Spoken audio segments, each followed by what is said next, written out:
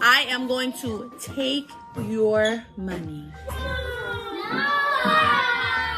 So you're charging third graders rent?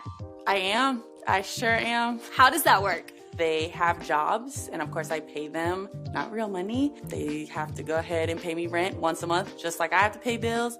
They have to pay bills. If you got 384, say, oh yeah. Oh yeah. Shelby Lattimore is a math teacher in North Carolina, and her viral classroom economy TikToks have allowed her to stay in the profession. You have to pay me rent. You have to pay me for that nice desk you got and that nice blue chair that you are sitting in. This past year, I made 6 figures, which is insane because my teacher salary is not even half of that. I'm getting there before the bell rings. I'm staying after the bell rings. And she still made it. TikTok's creator program and brand collabs have kept her from having to pick up a second job, like becoming a barista or babysitter. You guys want to see what my Secret Santa got me? Instead, she spends her free time working on her viral videos, all about teaching students personal finance in a creative way. Look at all my money. Hard life lessons of 3rd grade. And she's constantly keeping them on their toes. Miss Lattimore is inflating your rent. No, come on. I sure am. Jobs with more responsibility, like fish feeder for Knuckles, get more money than lower stakes jobs, like door opener. $7 of rent is collected for their desk and chair, and then the kiddos have a choice to make: spend it or save it. We went over what we have for low prices, middle prices, high prices. They are on the board. Low prices may be like candy. Then they can buy lunch with me, and they come up to the class and they eat lunch with me. They can buy lunch with a friend. For how much? $30. Our most expensive thing, the top-notch prize, is they can be the teacher for the day, and they love that one. But of course, it takes some budgeting because it is the most expensive one at $30. Do you have $5 in your wallet after you spend it? No, so you gotta buy something else then. So they do have to budget for that one, but they love the responsibility of taking attendance, telling them when to get in line, when to get up, things of that sort. They love that. Lattimore has over 800,000 followers and over 26 million likes on TikTok alone. But she says this is much more than just a viral moment. Charlotte is known for generational, poverty.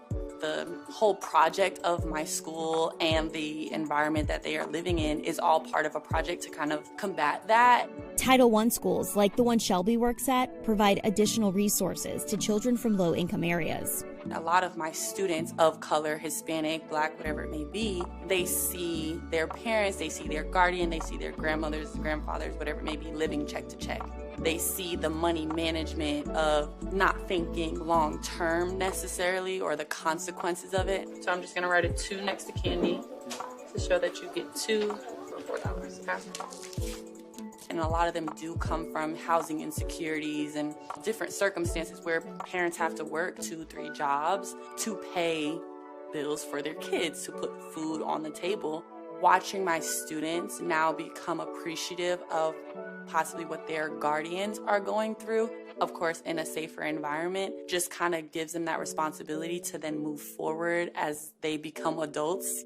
These systemic knowledge gaps are documented through data. One study looked at 28 personal finance questions and found that on average, 20% of white adults answered all of them correctly, compared to 5% of Black respondents and 6% of Hispanic respondents. Why do you think it's important for Black educators to stay in this industry? Representation, it's very important as a Black educator for my students to see someone who looks like them.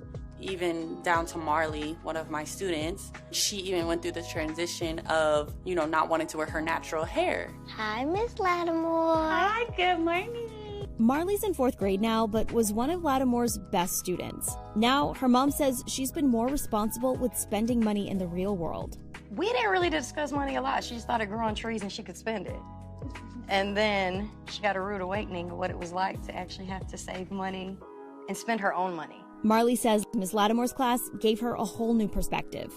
It gives you a life lesson how money is. Really, when you spend it, you don't have a lot. But if you don't spend it, you can pay your rent every single month.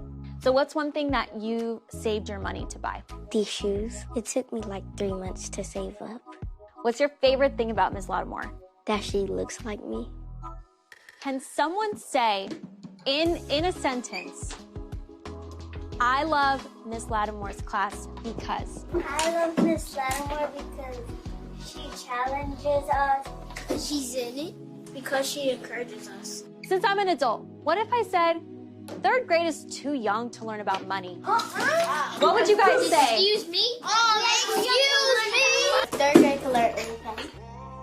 Hopefully you guys didn't say good morning to me this morning when you came in. I said good morning. Okay. I said good morning right now.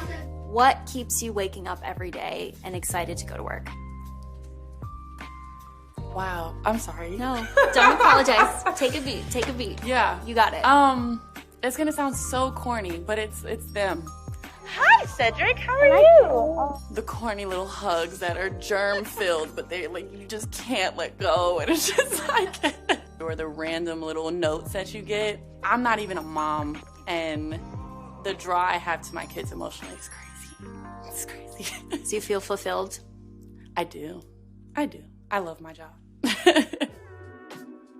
I would be talking to a coworker about like buying food or door dashing, and you know, kids just listen to everything you say and they'd be like, Miss Lattimore, aren't we supposed to be saving? Aren't you supposed to be saving your money? And I'm like, okay, thanks for checking me. Got it.